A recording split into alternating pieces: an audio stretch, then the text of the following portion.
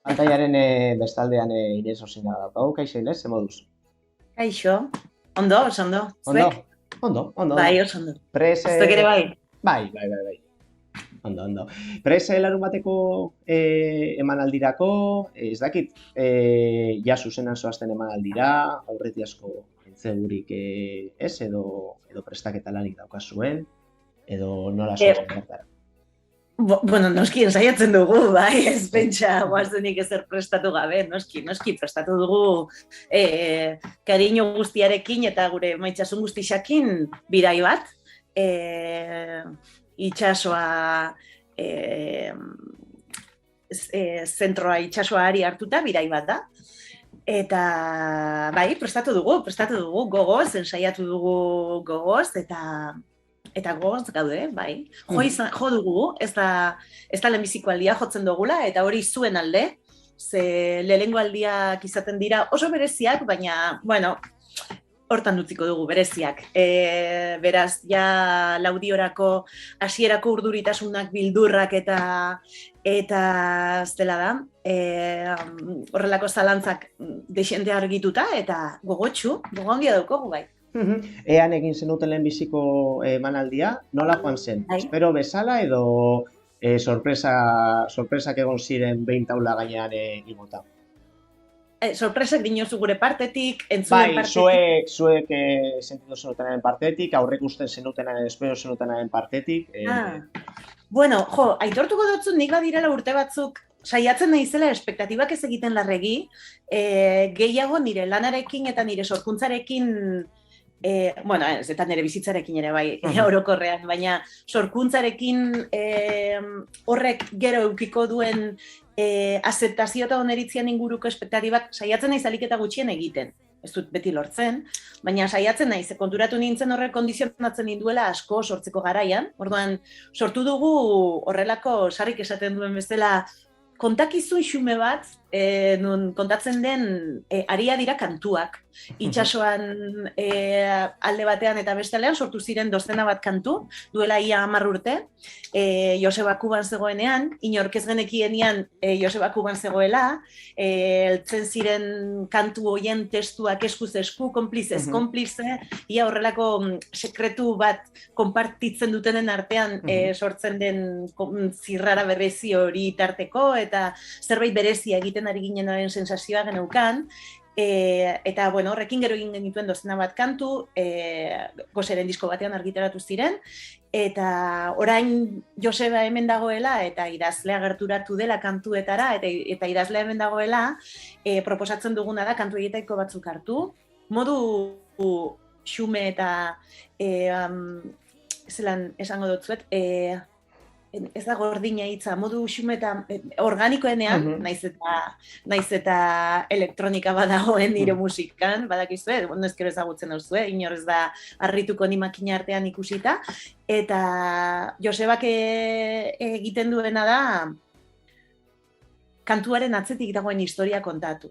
Orduan, niri iruditzen zait, sekulako pari egiten dugula Josebak, kantuak eltzen zirenean nigan dainota, eltzen zenean testua, kantu egiterakoan, Josebak bidaltzen zigun kantatzeko testua, alegia, bueno, poesia, zela da,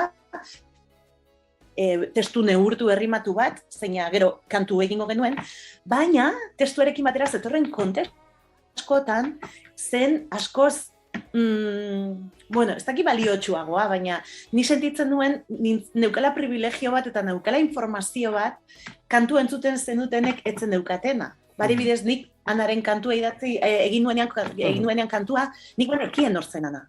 Nik banekien Ana nun bizi zen, nolakoa zen, nortzen bere ama, zein auzotan bizi zen, eta banekien Ana, baneukan horrelako informazio gehiago Anaren paperean sartuta Anarekin empatizatzeko, orduan, iruditzen zitzaidan kantuak hartzen zuela beste dimensio bat informazio hori guztia jakinda.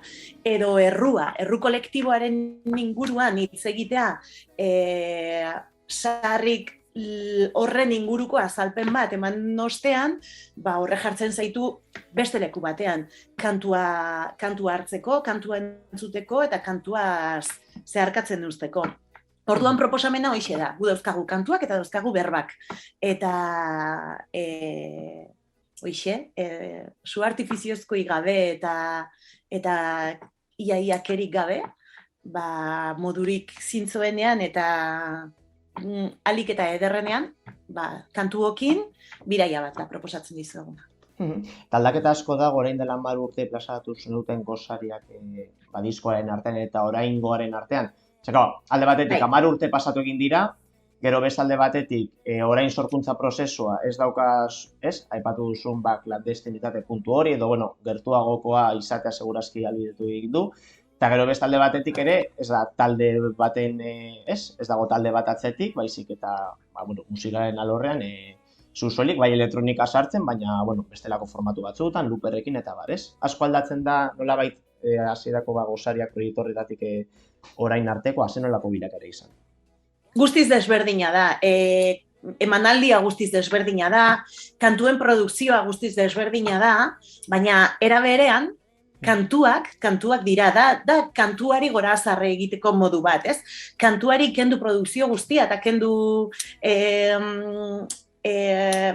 disko batean kantuak eramaten dituen envoltorio eta parafernalia guztiak eta gelitu kantuaren gordinarekin.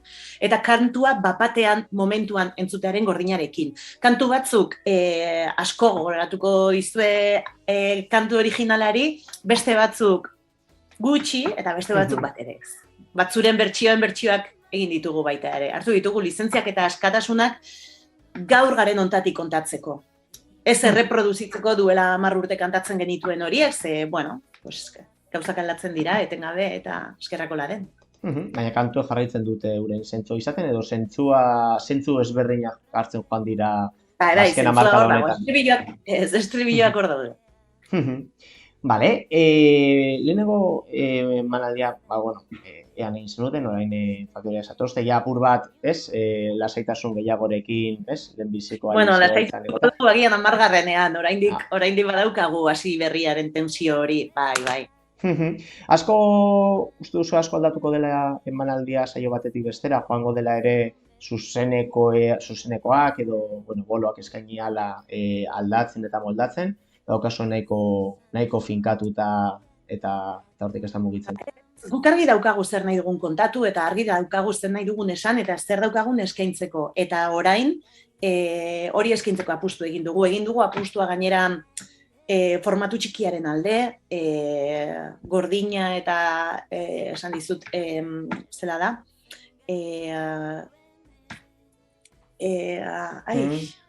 Esaten zuen gorka Urbizuk. Organikoa esan duzu.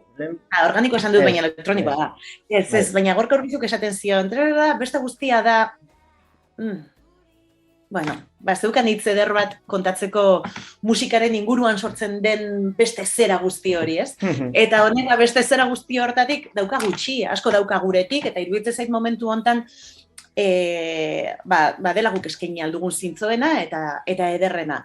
Horrek ez du esan nahi, hemendik hilabete batzuetara beste buelta bat ematea eta beste espektakulo bat sortzea hemendik ikusiko dugu. Bidea da borroka. Hemen ez da gure helburua, ez da orain daukagun helburua da Laudioko saioa ederregin eta Laudiora gerturatzen zaretenen bihotzetara pixkatxo bat heldu eta planteatzen diren gaiak daneti daude, badaude gai komikoak, baina badaude gai larriak, eta badaude gai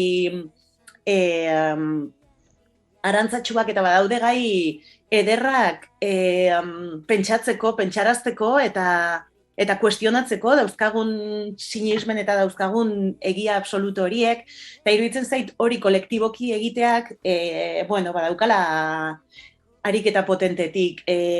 Metaforekin sarrik askotan hitz egiten du, euskaldunei gurutzatzen gaituzten borroka, eta euskaldunei gurutzatzen gaituzten min eta desirai buruz, eta iruditzen zait horren inguruan entzute autorea kontatzen, sarri oso kontalari ederra da, kontatzen ditu gauza, izugarrizko gauza garrantzitsuak, horrela kontatu izan balizu bezala atzo goizeko pasadizo bat, eta hori oso ederra da.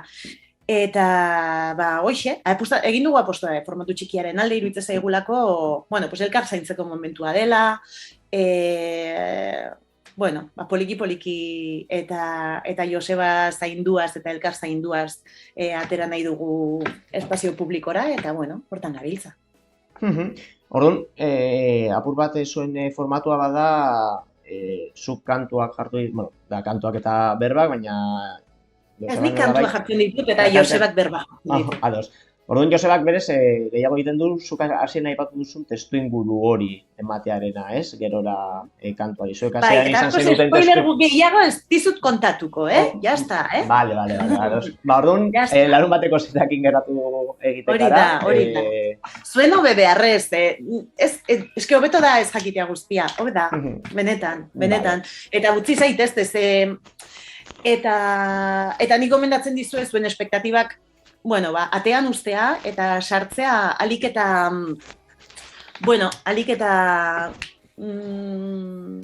utzi zaitezte egiten eta utzi zaitezte kulunkatzen, txalupan bezala, eta ingo dugu elkarrekin igerian, eta ordu dut erdi pasatuko dugu elkarrekin, ordu terri luze, bueno, pentsatzen hausnartzen eta gauza importantei buruz hitz egiten. Oso, ondo. Inez, eskerrik asko galderei erantzutatik eta larun batean ikustekara. Zuei, gogotsu nago, plazerra izango da berriz bueltatzia. Gogotsu nago ikusteko ia obra horiek nola bukatu ziren, nola gelitu den zuen etxea. Kontatu izan didate, baina ikusteko desiatzen gabe.